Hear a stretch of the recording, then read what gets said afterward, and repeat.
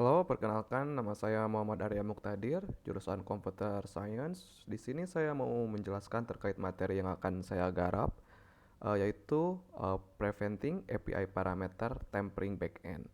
Saya sudah belajar di bidang web developer kurang lebih 5 tahun. Untuk mengikuti materi ini, ada beberapa hal yang sebaiknya sudah dipahami. Seperti di sini ada basic understanding of API atau REST, ya paham tentang REST API ataupun API itu sendiri. Yang kedua itu ada basic knowledge dari JavaScript atau TypeScript, karena di sini kita kan ada sesi demo ya antara JavaScript dengan TypeScript. Jadi FE-nya itu kita menggunakan TypeScript yaitu React, dan sedangkan untuk BE-nya kita menggunakan JavaScript yaitu dari Express.js. Yang ketiga itu familiarity with backend development. Nah, di sini untuk aplikasi yang saya demokan itu menggunakan Express.js ya. Terus selanjutnya itu ada di basic understanding of HTTP request. Khususnya itu di bagian get dan post ya, tapi karena di sini demonya cuman hanya sebentar atau gak terlalu banyak, jadi mungkin fokus di get aja. Terus ada di basic knowledge of tool like Postman. Nah, ini Postman itu digunakan untuk fetching API ya, salah satunya untuk testing API kayak browser lagi, cuman dia lebih lebih teknikal lah cara pakainya lah. Terus yang terakhir familiar with text editor or IDE. Nah, ini penting banget ya teman-teman agar ya text editor itu ya untuk kayak ngedit sintak, ngedit code dan lain-lain gitu ya. Dan untuk IDE sendiri itu bebas ya mau pakai apa. Tapi di sini saya akan pakai Visual Studio Code untuk demonya. Dalam modern web apps biasanya si web apps itu dia pakai yang namanya API, dan API-nya itu biasanya nggak hanya satu tapi banyak gitu. Nah, kayak misalkan dia butuh API untuk cuaca, dia butuh API untuk lokasi ataupun API untuk list produk dan sebagainya. Intinya untuk modern web apps tuh jarang-jarang untuk apps itu dia punya hanya pakai satu API, apalagi kalau skalanya udah skala skala perusahaan atau skala skala gede lah, aplikasi skala gede.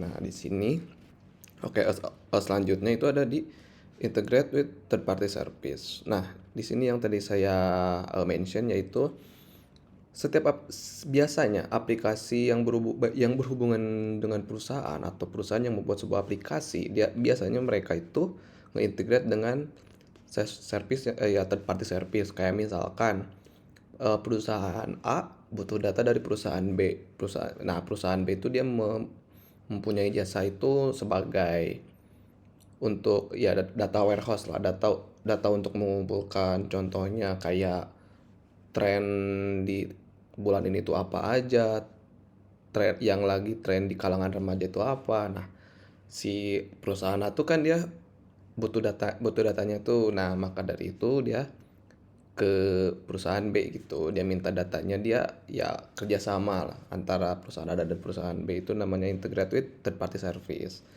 Dan yang kedua itu exchange data between system. Nah, biasanya API itu atau ya API itu sendiri biasanya atau service itu sendiri itu dia bakal saling komunikasi lah antar datanya. Contoh, misalkan saya pakai Webless, yaitu adalah sebuah service untuk browsing, untuk broadcasting WhatsApp message. Dari misalkan saya punya aplikasi laundry dan saya butuh nge-broadcasting ke semua pelanggan laundry saya.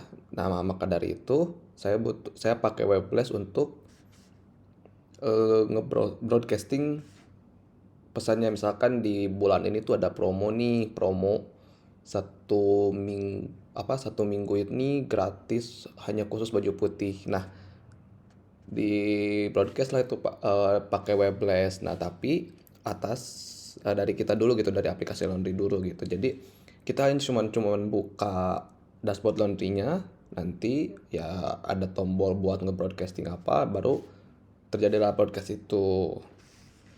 Oke, mungkin ini gambaran singkatnya ya terkait API. Oke. Nah, Mungkin saya belum mention tadi ya, kenapa third party itu disimpannya harus di BE, komunikasinya dengan BE. Kenapa gak ke FE aja langsung? Nah itu apabila kita sebenarnya bisa-bisa aja ya kita komunikasi dari FE ke third party itu sebenarnya gak masalah. Masalahnya itu di salah satunya di kekurangannya di efisiensi kode. Karena setiap third party pasti punya beragam banyak eh, config dan itu berbeda-beda. Contoh, kita butuh third party A dan kita butuh third party B. Nah, ini tuh pasti config-nya tuh beda-beda gitu. Ada contoh misalkan URL-nya pasti beda, terus ada API key, mungkin di API B ini dia namanya bukan API key tapi misalkan token, dan itu kan pasti config-nya tuh banyak ya. Ya mungkin kalau satu dua masih gak masalah. Cuman kalau udah banyak third party yang kita pakai, itu bakalan bingung tuh kalau di FE. Nanti efisiensi kode di FE dia bakalan kurang enak dipandang lah, atau bisa dibilang nanti spaghetti code jatuhnya. Nah, apabila kalau kita nyimpen di BE, si komunikasinya itu lebih enak juga. Nanti si FE ke BE itu dia akan konsistensi responnya. Misalkan dari A itu dia ada respon data. Nah, itu tuh kan si A doang. Nah, sedangkan si B dia retanya tuh namanya results. Nah, itu kan nggak konsisten ya. Sedangkan kalau kita simpen ke BE dulu, sorry, kita ke BE dulu, terus si BE nanti yang ngolah, maka semuanya akan sama. Jadi nanti yang dapat poin-poinnya itu dari BE gitu. Nah, sedangkan FE itu bakal dapat konsistensi datanya gitu. Oke, lanjut ke PowerPoint. Nah, untuk sistem arsitektur sendiri tadi yang udah saya jelaskannya antara user, front end, back end, dan third party REST API. Jadi front end itu dia nggak ke third party dulu, tapi dia akan ke back end dulu. Jadi back end ini sebagai jembatan antara front end dan third party. Sama halnya kayak user yang butuh jembatan antara user ke back end. Kita kan nggak mungkin ya si user bisa ngakses back end. Ya apa yang mau diakses? Soalnya kan back end rata-rata dia hanya nge-return API, dia hanya ya hitam putih gitu, nggak kayak front end yang ada UI UX-nya, ada user experience, ada user interface, dan itu bisa nyaman untuk user menggunakan aplikasi kita gitu. Oke, lanjut. Nah, di sini ada masalah. Masalahnya itu, oke, mungkin background dari masalah ini tuh jadi di perusahaan saya atau ya yang saya kerja, si klien itu dia punya isu lah atau problem di mana data yang diinput dari third party. Oke, mungkin aku jelasin pakai ini ya biar lebih enak. Oke, bentar harus bisa. Nah, si si user ini, maaf, si user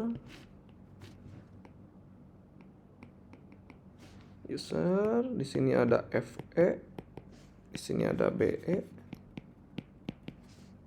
Nah, ini kan BE komunikasi antara FE. User juga komunikasi dengan FE. Nah,